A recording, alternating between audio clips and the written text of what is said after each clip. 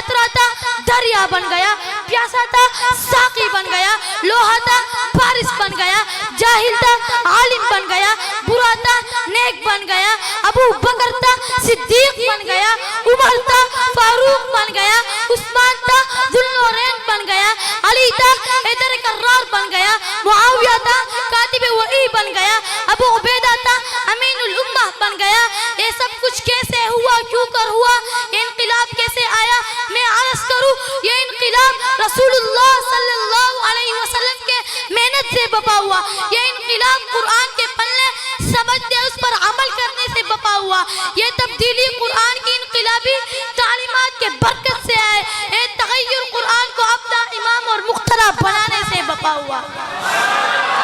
خطابت کا اگلا شاہ سوار طالب علم ابو بکر ولد ظاہر۔ آباد فاعوذ باللہ من الشیطان الرجیم، بسم اللہ الرحمن الرحیم۔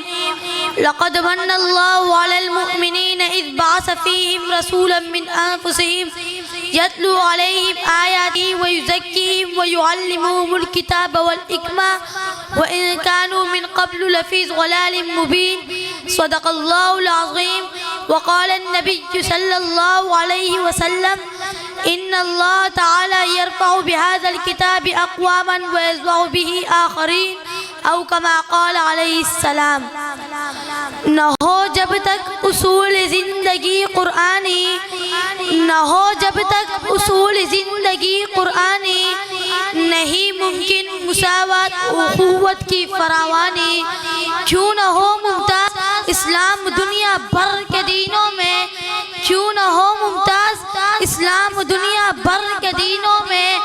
وہاں مذہب کتابوں میں، یہاں قرآن سینوں میں۔ محترم اساتذہ کرام اور میرے ہم سفر ساتھیوں، السلام علیکم ورحمۃ اللہ وبرکاتہ۔ آج میری تقریر کا موضوع ہے قرآن کتابی انقلاب۔ سامعین گرامی، کچھ دیر کے لیے آج سے رشتہ توڑ کر ان باغ دور سے نظریں ہٹا کر 15 صدیاں پیچھے لوٹ جائیے، تاریخ کی صفحات کنگالیے اور دیکھیے دنیا میں کیا تھا۔ ظلمت ہی ظلمت تھی، اندھیرا ہی اندھیرا تھا، ظلم ستم کا دور دورہ تھا،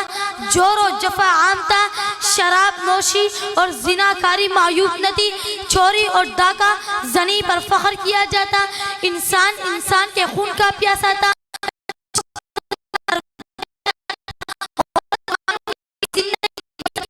مجبور تھی، کمزوروں اور ضعیفوں کا کوئی پرسان حال نہ تھا، جس کی لاٹھی اس کی بھینس کا قانون تھا، قبائلی لڑائیاں سال ہر سال تک جاری رہتی تھی، انتقام در انتقام کا سلسلہ چلتا رہتا تھا، افراتفری تھی، اضطراب تھا، بے چینی تھی، بدی کا راستہ، بے حیائی کا غلبہ تھا، انسانیت کا ٹھمٹماتا ہوا چراغ بجھنے کو تھا، اور اب جو خزاں میں بہار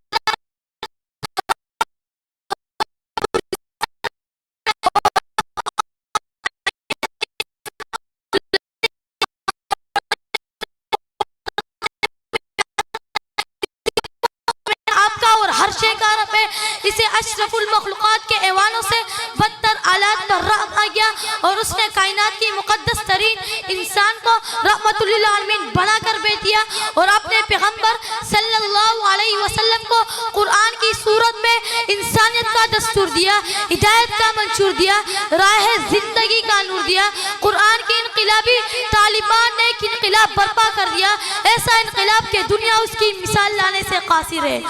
قرآن نے شہر بدل لیے، گاؤں بدل لیے، عقائد بدل لیے، سوچنے کے انداز بدل لیے، راستے بدل لیے، منزل بدل دی، معیشت بدل ڈالی، تجارت بدل ڈالی، معاشرت بدل ڈالی، ثقافت بدل ڈالی، سیاست بدل ڈالی، حکومت بدل ڈالی، زندگیاں بدل ڈالی، زندگیوں کے رخ بدل ڈالے، ظاہر بدل ڈالا، باطن بدل ڈالا، انسان بدل ڈالا، ڈاکو اور لٹیرے محافظ اور نگہبان بن گئے، ظالم مستمگر عادل اور ہمدرد انسان بن گئے، فاسق و فاجر زاہد و پارسا بن گئے، عرب کے چرواہے زمانے کے مقتدی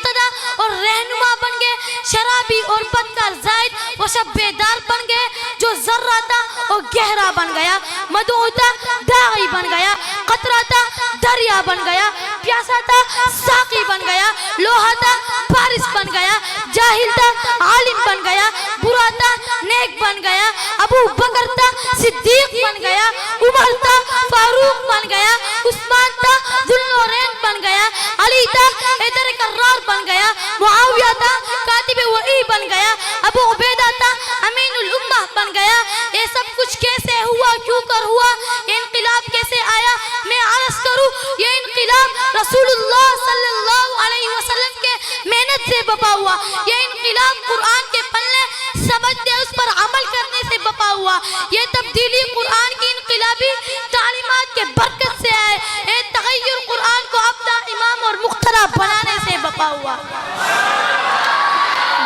گرامی قدر احباب،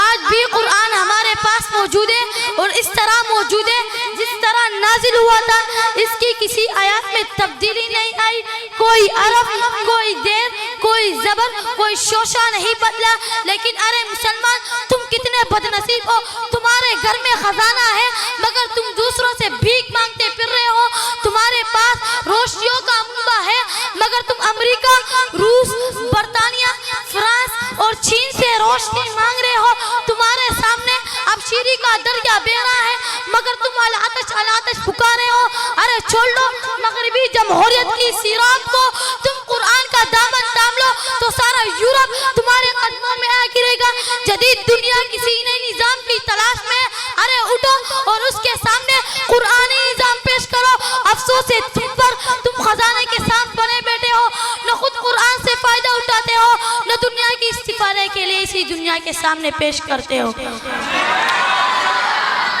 اصلاح عالم کا بس اب سامان ہونا چاہیے، اصلاح عالم کا بس اب سامان ہونا چاہیے، سب کا دستور العمل قرآن ہونا چاہیے۔ یہی ہے آرزو کہ تعلیم قرآن عام ہو جائے، یہی ہے آرزو کہ تعلیم قرآن عام ہو جائے، ہر ایک پرچم سے اونچا پرچم قرآن ہو جائے۔ وما علینا الا البلاغ المبین۔